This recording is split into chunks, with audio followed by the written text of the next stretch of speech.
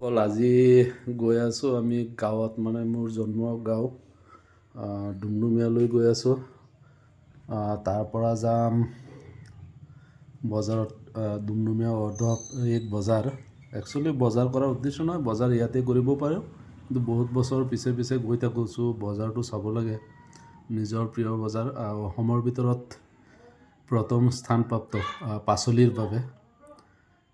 যেনেকৈ আপোনালোকে দলগাঁও চলগাঁও কৈ থাকে, তেনেকুৱা আৰু ডুমডুমীয়াও তেনেকুৱা পাচলিৰ বাবে বিখ্যাত হয়। পাচলি বহুত সস্তা। পাচলি ল'ম তাৰ পৰা পাচলি লোৱাৰ পিছত আকৌ যাম টুকটুকি শহুৰ ঘৰত। শহুৰ বুঢ়াৰ বেমাৰ, তাত অলপ তেওঁক দেখা কৰি তাৰপিছত ঘৰলৈ গুচি আহিম। গাঁৱত গ'লে, আজি জন্মস্থানত গ'লে, ডুমডুমীয়ালৈ গ'লে হয়তো আমাৰ নদী এখন আছে, শুকাই গৈছে, ব্ৰহ্মপুত্ৰ নদীৰ উপনদী, সেইটোও দেখুৱাম। তাৰে ভিডিঅ' এটা বনাম, আপোনালোকলৈ আগবঢ়াম এই ভিডিঅ'টো। আৰু যদি তাত নেটৱৰ্কে কভাৰ কৰে, তেতিয়াহ'লে হয়তো লাইভত আহিম, আপোনালোকক লাইভ ভিডিঅ' দেখুৱাম। কেনেকুৱা চৰাঞ্চলৰ মানুহৰ জীৱন যাপন কেনেকুৱা, সেইটো দেখুৱাম। একচুৱেলি 90% ওপৰৰ মানুহেই দুখীয়া। তাত খেতিৰ ওপৰত নিৰ্ভৰশীল, চাকৰি বাকৰি নাই বুলিয়ে ক'ব পাৰি। ব্যৱসায়, সৰু সুৰা ব্যৱসায়, পাচলিৰ ব্যৱসায় আছে, এইবোৰ কৰে। আৰু তাত বেলেগ চাকৰি নাই। আমাৰ নিচিনা দুই এজন আহিছে, তেওঁলোকৰ কামৰ খাতিৰত আকৌ টাউনলৈ গুচি আহিব লগা হয়। গতিকে আৰ্থিক অৱস্থা কেনেকুৱা, আমাৰ মানুহখিনি কেনেকৈ জীয়াই আছে, তাৰ সেইটো দেখুৱাম, ছবি দেখুৱাম। লগতে টুকটুকিলৈ গ'লে তাত মাছ পোহে, মাছৰ বাবে বিখ্যাত, মাছৰ পোনাৰ বাবে বিখ্যাত। টুকটুকিটো দেখুৱাম, পুখুৰীবোৰ দেখুৱাম, পথাৰবোৰ দেখুৱাম আপোনালোকক, কেনেকৈ তাৰ মানুহে কি কৰে, উপাৰ্জন কৰে দেখুৱাম। হয়তো কাৰো সুবিধা পালে কাৰোবাক সুধিম, তেওঁলোকৰ মুখেৰে কোৱাম, নহ'লে মই নিজেই ক'ব লাগিব যিয়েই দেখোঁ। একচুৱেলি গাঁৱত যোৱাৰ উদ্দেশ্য হ'ল, মাৰ যোৱা 25-26 বছৰ ধৰি বেমাৰ, তেওঁ বিচনাতেই থাকে বেছিভাগ। কামৰ বাবে ইমান যাব নোৱাৰোঁ, 15 দিন, 1 মাহ পিছে পিছে গৈ থাকোঁ মই। আজিও যাম, মনত পৰি আছে এইকেইদিন মাৰ বাবে। যাম।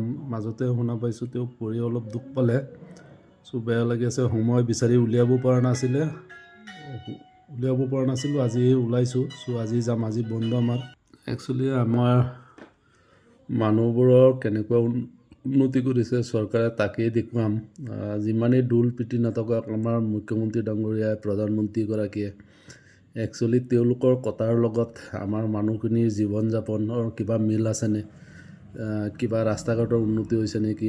মানুহৰ জীৱন যাপনৰ উন্নতি হৈছে নেকি? হিমন্ত বিশ্ব শৰ্মাই বহুত চাকৰি দিছে, কিন্তু আমাৰ কিমানজনে পাইছে? একচুৱেলি পোৱা নাই। শতকৰা 1-2% পাইছে, বাকীখিনিয়ে পোৱা নাই। উপযুক্ত বহুত আছে, তেওঁলোকে চেপি আছে মানুহখিনিক, আমাৰ মানুহখিনিক, যাতে আৰ্থিকভাৱে আমাক দুৰ্বল কৰিব পাৰে। আৰু এইটো মই ভাবোঁ আৰু 20 বছৰ আগৰ পৰা কৰিব লাগিছিলে। তেতিয়া যিখিনি ওলালে হয়, মেটেল ওলালে হয়, নামী দামী হৈ ওলালে হয়। চাকৰিৰ আশা আমি নকৰোঁ এতিয়া। আজিকালিৰ যুগত চাকৰি বিচাৰি কি লাভ? চাকৰি নিদিয়েও, আৰু উন্নতি হোৱাটো এওঁলোকে নিবিচাৰে। এওঁলোকে আমাক দ্বিতীয় শ্ৰেণীৰ নাগৰিক বুলি ভাবে। কিছুমানেতো মিয়া, মুছলমান, বংগদেশীয়, বংগমূলীয়, পূৰ্ববংগীয় আৰু কিমান কৈ থাকে। এওঁলোকে মিয়া শব্দটো উচ্চাৰণ কৰে, কিন্তু মিয়া শব্দৰ অৰ্থ নাজানে।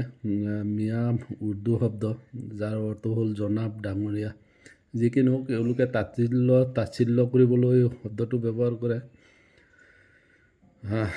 চোৱা যাওক, কথাতে কয় নহয়, আপুনি যিমানেই হেঁচিব সিমানেই শিকিব। হেঁচি থাকক, শিকি থাকক। আমাৰ মানুহখিনিও বদমাছ হয়, ইমান হেঁচি আছে। ৰাজনীতিৰ পিছে পিছে ঘূৰি ফুৰা, ৰাজনীতিত লাগি কি লাভ আছে? ৰাজনীতিটো ইয়াত একো নাই। ৰাজনীতি ক্ষমতালোভী মানুহৰ বাবেহে ৰাজনীতি।